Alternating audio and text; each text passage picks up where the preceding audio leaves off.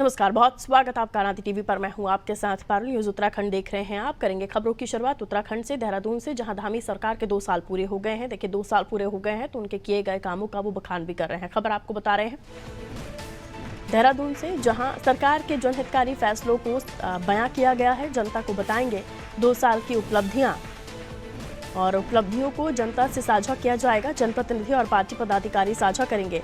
सरकार जनता को अपने हितकारी फैसले से अवगत कराएगी।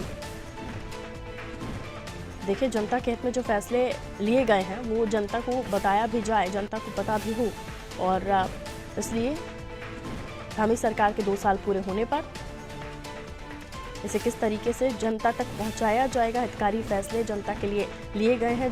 जनप्रतिनिधि और पार्टी पदाधिकारी किस तरीके से साझा करेंगे, क्या प्लान बनाया गया है, जान लेते हैं। सोनू हमारे साथ जुड़े हुए हैं। सोनू, धामी सरकार के 2 साल पूरे, अपने कामों को, अपने जनहितकारी फैसलों को बताएंगे। देखिए, सरकार के 2 साल पूरे हो गए हैं और 2 साल पूरे होने के अवसर पर सरकार ने किन किन चुनौतियों का सामना किया है, और इसके साथ साथ चुनौतियों के साथ साथ सरकार ने कौन से जन कल्याणकारी बड़े फैसले लिए हैं। और जब बीजेपी के तमाम नेता जब बीते चुनाव में जनता के बीच में पहुंचे, जिस वक्त चुनाव हो रहे थे विधानसभा के 2022 में, उस वक्त जो वायदे किए गए थे खासतौर से आम जनमानस से, जनता से, उन वायदों को कैसे पूरा किया गया है, ये तमाम ऐसे पहलू हैं। और मुख्यमंत्री ने इस बात को बयां किया है कि किस तरह से सरकार के सामने चुनौतियां रही हैं, कौन कौन सी चुनौती रही हैं, और किस तरह से सरकार ने चुनौतियों का डटकर सामना किया है। और जनता के हित में लेने वाले फैसलों से सरकार जरा सी भी हिचकिचाई नहीं है।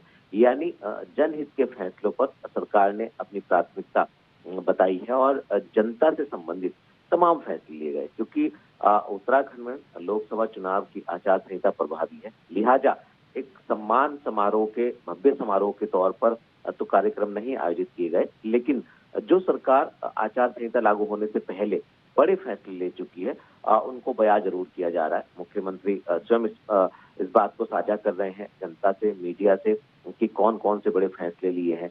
कानून की अगर हम बात करें तो कई सरकार ने जो कानून है वो बनाए हैं जनता को ध्यान में रखते हुए, युवाओं को ध्यान में रखते हुए, समाज के हर तबके के कल्याण के हित में।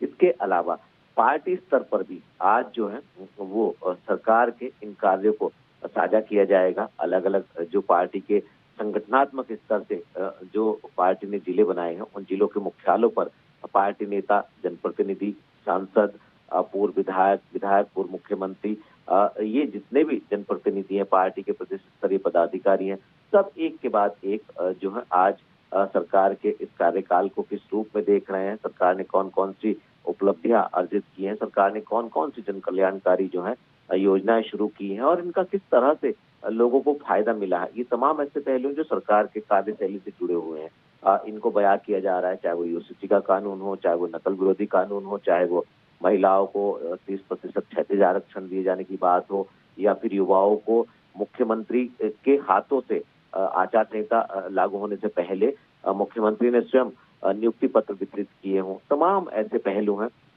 जो सरकार जन कल्याणकारी जिनको बता रही है। और निश्चित तौर पर ये सरकार उम्मीद कर रही है जब ये चुनाव की आचार संहिता का समय पूरा हो जाएगा, उसके बाद फिर और सरकार बड़े फैसले निश्चित तौर पर लेगी। तो ऐसे में अब देखना होगा कि सरकार जिस तरह से अपनी उपलब्धियों को बयां कर रही है और जिस तरह से तमाम कार्यक्रम आयोजित किए हैं, इसका आने वाले समय में सरकार को किस तरीके का माइलेज मिलने वाला है। बिल्कुल, लौटूंगी सोनू आपसे अगली खबर पर जानकारी लेंगे।